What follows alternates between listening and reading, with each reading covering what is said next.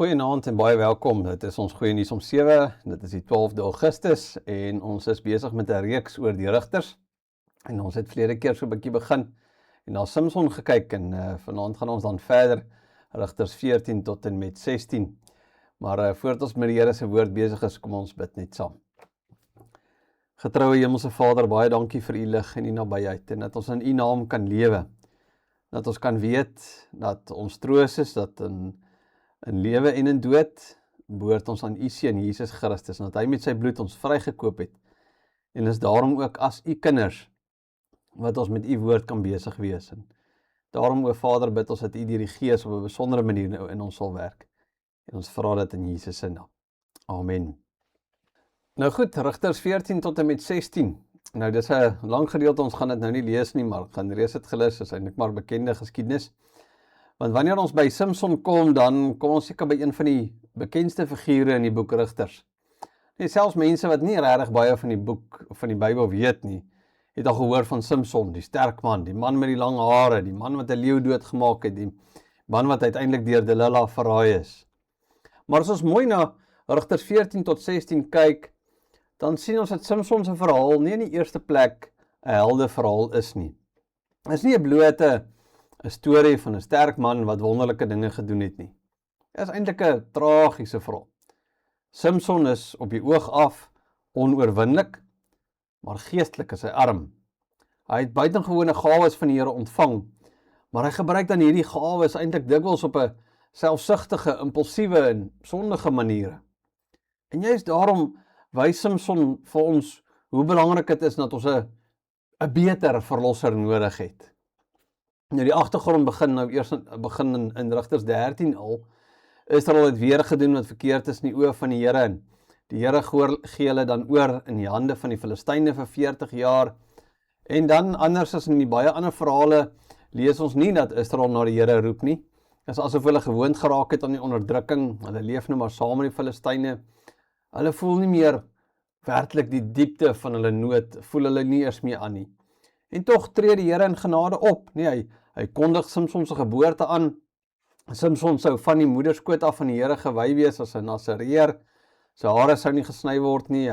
Hy sal afgesonder wees vir die Here. En die engel van die Here sê dat Samson sou begin om Israel uit die hand van die Filistyne te verlos. En dit is belangrik, nee, dat Samson se lewe begin met genade. So, nog voordat Samson iets gedoen het, het die Here reeds 'n roeping oor sy lewe geplaas. Hy is nie sterk omdat hy het verdien het nie. Hy is nie besonder omdat hy geestelik so 'n diep mens was nie. Sy krag is 'n gawe van die Here. Maar dan kom Rigters 14. En dadelik sien ons die spanning. Samson gaan af na 'n plek met die naam van Timna. Hy sien daar 'n Filistynse vrou. Hy kom terug na sy ouers toe en dan sê hy, kry haar vir my as 'n vrou. Sy ouers is bekommerd, moet hy dan met 'n vrou trou uit die onbesnede Filistyne uit? Maar dan sê Samson letterlik, kry haar vir my, want sy is reg in my oë. En daardie woorde is eintlik veelzeggend, nie, want in die boek Rigters hoor ons telkens dat elkeen het gedoen wat reg is in sy eie oë. En Samson leef dan nou presies so. Hy word gedryf deur wat hy sien, wat hy begeer, wat vir hom goed en reg lyk. So hy het die krag van God, maar hy het nie 'n hart van gehoorsaamheid nie. En dan op pad na toe kom daar 'n jong leeu op hom afgestorm en Gees van die Here kom oor Samson, hy skeer die leeu uit mekaar uit. Dit wys hy buitengewone krag. Maar dan later, wanneer hy terugkom, vind hy heuning in die karkas van die leeu. Hy neem daarvan en hy eet. Hy gee vir sy ouers en hy sê nie vir hulle waar dit vandaan kom nie. Nou, as 'n Nasareër was Samson nou nie veronderstel om daai hele gebeurtenis te beleef nie. Hy moes nie eers naby wingerde gekom het nie. Maar Samson behandel altyd sy roeping eintlik so 'n bietjie ligsinnig. Hy raak in die karkas, hy eet van die heuning, hy sê niks. Weereens uiterlik sterk, maar innerlik ongehoorsaam. En by die bruilof dan, met hierdie Filistynse meisie, gee hy 'n raaisel oor die leeu en die heuning. En wanneer hulle dit nie kan oplos nie, dan dreig hulle sy vrou en sy druk hom om die antwoord te verklap. En dan gee sy dit vir die Filistyne. Samson word woedend. Hy gaan na Askelon toe, hy maak 30 manne dood. Hy gee hulle klere aan die mense wat die raaisel opgelos het. weer eens nie 'n mooi prentjie van heilige ywer nie. Nee, is 'n mengsel van persoonlike woede en vernedering en wraak, nee. En tog, interessant, gebruik die Here dit wel om konflik met die Filistyne te bring, maar Samson se hart lyk nie rein nie. Hy is 'n instrument in die Here se hande, maar hy self is eintlik 'n diepgebroke mens. In Rigters 15 gaan Samson terug na sy vrou toe, maar hoor hy dat sy eintlik aan iemand anders gegee is. Weer reageer hy met wraak en hy vang jakkals vossies, en bind fakkels in hulle sterte vas en verbrand die Filistyne se graanlande, hulle wingerde, hulle olyfboorde. En dan weer reageer die Filistyne deur sy vrou en haar pa dood te maak. Samson slaan hulle dan weer met 'n groot slagting. So dis heeltyd hierdie geweld wat opbou, nee, wraak roep wraak en pyn bring pyn. En intussen is Israel self ook nie eintlik dapper en gehoorsaam nie. Die manne van Juda kom om vir Samson vas te bind en aan die Filistyne oor te gee. Hulle sê vir hom, weet jy nie dat die Filistyne oor ons heers nie? Nee, is tragies. Die Here gee vir Samson om teen die Filistyne op te staan, maar Israel het al so gewoond geraak aan slawerny, dat hulle eintlik hierdie verlosser wil uitlewer om die vrede met hulle onderdrukkers te bewaar. En dan kom die gees van die Here weer oor Samson, en die toue in sy arms word soos vlas wat deur vuur gebrand is. Hy neem die kakebeen van 'n esel en slaan 1000 Filistyne dood.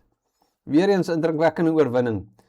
Maar as ons luister hoe Samson net daaroor praat, nee, hy maak eintlik 'n soort liedjie oor sy eie prestasie. Met die kakebeen van 'n esel het ek hope op hope gemaak. Hy roem in die oorwinning. Maar dan word hy dors en skielik besef hy sy afhanklikheid. Hy roep na die Here. Hy sê, Here, ek gaan nou doodgaan van die dors. En dan voorsien die Here vir hom water. Merkwaardig. Weer eens iets van 'n vreemdheid in die verhaal. Nee, hy is sterk genoeg om hierdie klomp mense dood te maak, maar hulpeloos sonder water van die Here af. Hy kan 'n leer oorwin, maar hy kan nie homself onderhou nie. Hy is afhanklik, maar hy leef eintlik asof hy nie is nie. En dan in Rigters 16 word die verhaal nog donkerder. Samson gaan na Gaza, na 'n prostituut. Weer word hy deur sy begeerte gelei. En die mense van Gaza wag om dood te maak. Maar in die nag staan hy op, hy ruk die stadspoort met poste en grendel uit en hy dra dit weg. Weereens, die ongelooflike krag. Maar wat doen hy daarmee? Hy gebruik dit om die gevolge van sy eie sonde te ontsnap. En dan kom Delila. Samson raak verlief op haar. En die leiers van die Filistyne koop haar om uit te vind waarin sy krag lê. Sy vra hom weer en weer en hy speel met die geheim. Eers sê hy nuwe toue en dan ander toue en dan sy hare wat aan 'n weefstoel vasgemaak moet word en elke keer kom hy los. Elke keer kom hy eintlik so 'n bietjie nader aan die waarheid. Elke keer wys hy hoe gevaarlik hy met sy roeping speel. En uiteindelik druk Delila hom dag na dag totdat sy siel doodboeg word. En hy vertel haar alles, nee, geen skeermes het oor sy kop gekom nie, want hy is van geboorte af aan die Here gewy. As sy hare afskeer, sal sy krag wyk. Delila laat dit doen terwyl hy slaap. En dan kom een van die hartseerste verse in die hele verhaal. Samson sê, ek sal uitgaan soos die vorige kere en my losruk. Maar hy het nie geweet, die Here het van hom gewyk nie. En dit is verskriklik nie, want hy het eintlik so lank met sy roeping gespeel, dat hy nie eers agtergekom het, die Here se krag is weg nie. Hy dink alles is maar soos tevore, hy kan weer opstaan en weer losbreek en weer wen, maar hierdie keer is hy swak. Die Filistyne gryp hom, steek sy oë uit, neem hom na Gaza toe, bind hom met koperkettings en hy moet maal in die gevangenis. Die man wat eintlik geleef het, volgens wat hy gesien het, wat goed is in sy eie oë, verloor sy oë. Die man wat so vry en sterk gelyk het, word 'n gevangene. Die man wat onoorwinnelik gelyk het, word verneder.